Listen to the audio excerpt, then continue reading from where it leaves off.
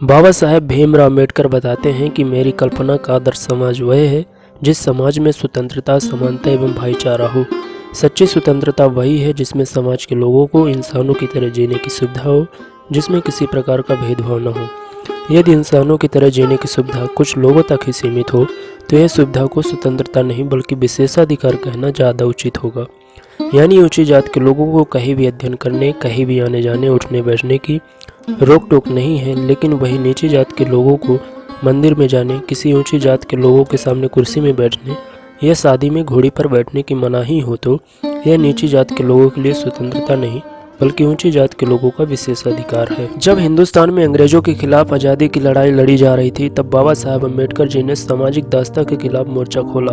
उन्होंने कहा, यदि भारतीय लोगों के लिए अंग्रेजी हुकूमत से छुटकारा पाना इतना जरूरी है तो जो हमारे दलित वंचित वर्ग जो सदियों से सामाजिक गुलामी की जंजीरों से जकड़े हैं, ऊंची जातियों द्वारा उन पर अत्याचार किया गया, प्रताड़ित किया गया एवं उनको दबाया कुचला गया, तो क्या इनका इस गुलामी से आज़ादी पाना जरूरी नहीं है? और उन्होंने सामाजिक गुलामी को देश की आज़ादी के साथ जोड़कर महात्मा गांधी, नेहरू, सावरकर जैसे नेताओं को मजबूर किया कि देश की आज़ादी से ज़्यादा जरूरी देश के दलित एवं वंचित वर्ग के लोगों को सामाजिक गुलामी से मुक्ति दिलाना है।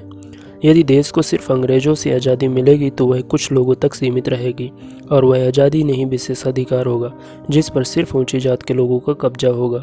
हमारा दलित वंचित वर्ग छुआछूत, जात पात, ऊंच नीच, बदुआ मजदूरी की गुलामी से जकड़ा हुआ है और अंग्रेजों की तरह ऊंची जात के लोग सदियों से इन पर अत्याचार करते आए हैं और इन पर कई तरह से प्रतिबंध लगाए तथा इनके साथ जानवर से भी बदतर व्यवहार किया गया। क्या इन्हें ऊंची जात के लोगों के अत्याचार से आज़ादी नहीं मिलनी चाहिए? खुद दलित जात में जन्मे बाबा साहेब अम्बेडकर बचपन से ही जात आधारित उत्पीड़न, शोषण एवं अपमान झेलते हुए बड़े हुए, इसलिए उन्हें दलितों की पीड़ा का पूरा एहसास था। कहा जाता है कि विद्यालय के दिनों में एक बार टीचर ने उनसे पूछा कि तुम बड़ा होकर क्या बनोगे। बाबा साहेब अम्बेडकर का जवाब था कि मैं पढ़ लिख कर वकील बनूंगा, अछूतों के लिए नया कानून बनाऊंगा और छुआछूत को खत्म करूंगा।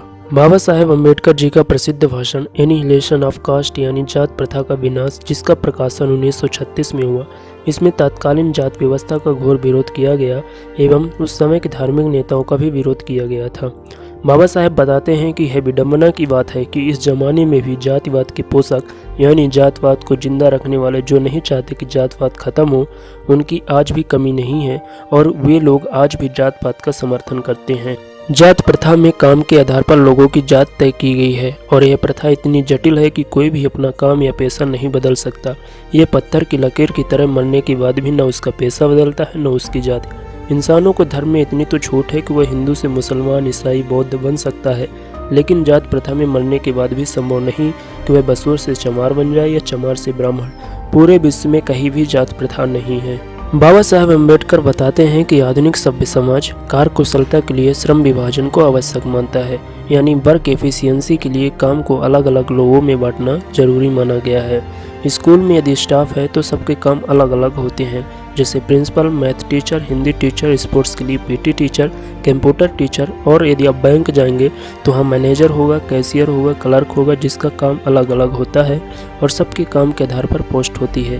यानी मैथ पढ़ाने वाला मैथ टीचर, स्कूल को मैनेज करने वाला प्रिंसिपल और उसी तरह बैंक में पैसे का लेन देन करने वाला कैशियर होता है, खाता खोलने वाला क्लर्क तथा बैंक को मैनेज करने वाला मैनेजर होता है। ठीक वैसे ही काम के आधार पर हिंदू समाज व्यवस्था में जात प्रथा में भी जातियाँ बनाई गई है, जहाँ बांस का काम करने वाला बसोर, चमड़ा का काम करने वाला चमार और लोहे का काम करने वाला लोहार। अब कुछ जात प्रथा के समर्थकों का मानना है कि इसमें बुराई क्या है, ठीक तो है। काम के आधार पर जात का नाम यदि बांस का काम करेगा तो बसोर ही न कहेंगे, चमार थोड़ी न कहेंगे। आप जो देख रहे हैं आप भी इसी बात से सहमत होंगे। बाबा साहब कहते हैं कि समस्या इस बात की नहीं है कि काम या पैसे के आधार पर जात बनाई गई, बल्कि समस्या इस बात की है कि वह अपना पैसा नहीं बदल सकता, अपनी जात नहीं बदल सकता, मरने के बाद भी उसकी जात नहीं मरती। आधुनिक समाज में यदि तर्क के हिसाब से देखें तो जरूरी नहीं कि प्रिंसिपल का बेटा प्रिंसिपल ही होगा या डॉक्टर का बेटा डॉक्टर ही होगा।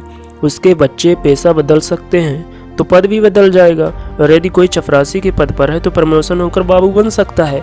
लेकिन जात प्रथा में कोई बसोर जात के बच्चे यदि उन्हें बांस का काम पसंद नहीं है तो व्यापार करना चाहे तो क्या बनिया बन सकते हैं, या शस्त्र चलाना सीख ले तो क्या छत्री बन सकते हैं? नहीं ना, उनकी जात वही रहेगी जो वो पेशा अपनाए हैं, और यह जात प्रथा का घिनौना काला सच है।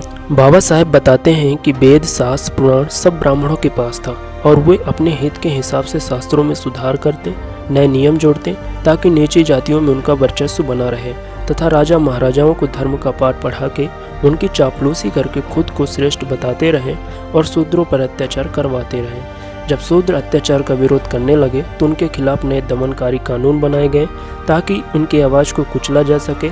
और जब उन्हें लगा कि शूद्र इकट्ठे हो रहे हैं तो राजा को झूठा राजधर्म सिखाकर शूद्रों को सारे गंदे काम सौंप दिए गए और उस काम या पैसे के आधार पर जात बना दी गई। और इस प्रकार वर्ण व्यवस्था नाम मात्र की बची और जात प्रथा शूद्रों में व्यापक रूप से जगह ले ली और अलग अलग काम करने के कारण खुद को अलग अलग जाति मानने को मजबूर हो गए। इसीलिए जात प्रथा को पहले काम या पैसा के आधार पर बनाया गया, फिर पैसे को धर्म से जोड़कर भगवान ने ऐसा ही बनाया कहकर पैसे और जात का जन्मजात कर दिया ताकि वह जात मरने के बाद भी न मिट सके।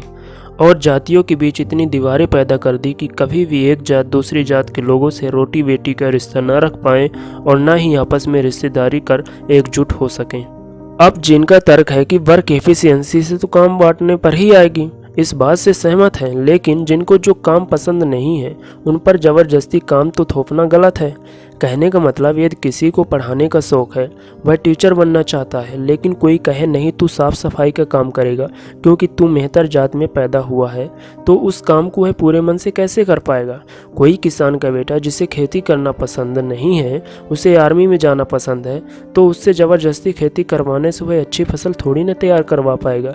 या फिर किसी बसोर के बच्चे को इलेक्ट्रॉनिक चीज़ों को सीखने और बनाने में इंटरेस्ट है, तो वह बांस का काम कैसे कर पाएगा। कहने का सीधा मतलब है कि जिसको जो काम पसंद है उसे वह काम दिया जाए तो वह वर्क एफिशिएंसी, प्रोडक्टिविटी एवं क्वालिटी अपने आप आ जाएगी। लेकिन जात प्रथा में ये सब प्रतिबंध है। कोई भी अपने मन से पैसा नहीं बदल सकता क्योंकि पैसा बदलना मतलब जाति बदलना, और ये धर्म के ठेकेदार बिल्कुल बर्दाश्त नहीं करेंगे। वे नहीं चाहते कि एक बसोर का बच्चा पढ़ लिख कर पंडित पुजारी बने और सभी जातियों में श्रेष्ठ बने। बाबा साहेब बताते हैं कि इस आधुनिक युग में उद्योग धंधे एवं टेक्नोलॉजी के निरंतर विकास में बहुत परिवर्तन हुआ है, जिसके कारण पुश्तैनी पेशा से जीविका भी नहीं चल सकेगी। और उनकी बात सच साबित हुई जो उन्होंने 1936 में कही थी। आज के परिदृश्य में देखें तो चमार जात जो चमड़े से जूते चप्पल बनाकर जीविका चलाती थी और चमड़े के व्यवसाय पर निर्भर थी, लेकिन टेक्नोलॉजी के कारण कपड़े एवं रबड़ के चप्पल जूते बनने से तथा गो हत्या जैसे कानून बनने से चमार जात को जीविका और व्यवसाय से दोनों से हाथ धोना पड़ा और वह दूसरा पेशा अपनाने को मजबूर है। यदि पेशा नहीं बदलेंगे तो गरीबी और भूखमरी से जिंदगी गुजारनी पड़ेगी। बाबा साहब कहते हैं कि अब यदि प्रतिकूल परिस्थितियों में भी मनुष्य को अपना काम या पेशा बदलने की अनुमति न हो तो इसके लिए भूखे मरने के अलावा कोई चारा नहीं रह जाता। बाबा साहब कहते हैं जाति व्यवस्था में बांटे गए काम से मनुष्य की व्यक्तिगत भावना तथा व्यक्तिगत रुचि का कोई महत्व नहीं है। आज के उद्योगों में गरीबी और उत्पीड़न इतनी बड़ी समस्या नहीं जितनी यह कि बहुत से लोग जाति के आधार पर निर्धारित काम को अरुचि यानी बिना मन की मजबूरी बस करते हैं क्योंकि वह उस जात में पैदा जो हो गया। ऐसी स्थिति में जहां काम करने वालों का ना दिल लगता हो, न मन लगता हो, न दिमाग लगता हो, कोई कैसे उस काम में कुशलता प्राप्त कर सकेगा। आर्थिक पहलू में भी जात प्रथा हानिकारक है क्योंकि यह मनुष्य के स्वाभाविक प्रेरणा, रुचि व आत्मशक्ति को दबाकर उन्हें अस्वाभाविक नियमों में जकड़कर खत्म कर देती है। बाबा साहेब सभी जातियों से अनुरोध किए कि जात प्रथा को खत्म करना चाहते हो तो सबसे पहले जाति आधारित पेशे को खत्म करो। बच्चों को पढ़ाओ लिखाओ ताकि वो पुश्तैनी काम करने को मजबूर न हो। मरे जानवरों को उठाना बंद करो, मैला साफ करना बंद करो। कोई भी ऐसा काम मत करो जो तुम्हारी जात से जुड़ा हुआ है। और इस विचारधारा को बाबा साहेब दलित और वंचित वर्गों तक पहुंचाए ताकि लोग पुश्तैनी काम बदलकर जातिवादी विचारधारा और जात प्रथा को बढ़ावा देने वाले लोगों को मुंहतोड़ जवाब दिया जा सके और यह बदलाव जात प्रथा के संरक्षक के मुंह पर तमाचा जड़ने का काम करेगा। देश जब स्वतंत्र हुआ और जब संविधान लिखने की बारी आई तो बाबा साहेब को संविधान के प्रारूप तैयार करने का अवसर मिला।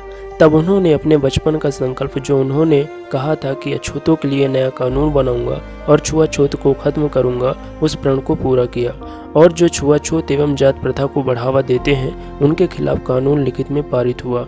संविधान के भाग 3 के अनुच्छेद 12 से 35 में सभी मौलिक अधिकार प्रदान किए गए, जिसमें आर्टिकल 17 छुआछूत को खत्म करने एवं आर्टिकल 19 के पार्ट 6 में देश के किसी भी हिस्से में व्यवसाय एवं नया पेशा अपनाने की स्वतंत्रता प्रदान की गई। बाबा साहेब ने दलित और वंचित वर्गों के लिए जो लड़ाई लड़ी वह थी छुआछूत और जात प्रथा। वो चाहते थे कि जो लोग अपना पेशा अपने मन से जात प्रथा के कारण नहीं बदल सकते थे, जिसके कारण उन्हें नीचा समझा जाता है, अब वो संविधान में मिले अधिकार एवं कानून के माध्यम से अपना व्यवसाय व पेशा बदलकर जात प्रथा को खत्म करके मेरे विचारधारा को अपनाएंगे और वह पढ़ लिख कर अच्छी नौकरी एवं मनपसंद पेशे तथा व्यवसाय को अपनाकर समाज का आदर्श बनेंगे। बाबा साहेब अम्बेडकर के विचारों से प्रेरित होकर अधिकतर दलित एवं पिछड़ी जातियों ने अपना पुश्तैनी काम छोड़कर नए पेशे और व्यवसाय को अपनाया, लेकिन बसोर जात के लोगों पर बाबा साहेब के विचारों का कोई गहरा असर नहीं पड़ा। इस बात का अंदाजा आप ऐसे लगा सकते हैं कि अभी भी 80% से अधिक बसोर जाति पुश्तैनी काम बांस के बर्तन बनाने का करती है।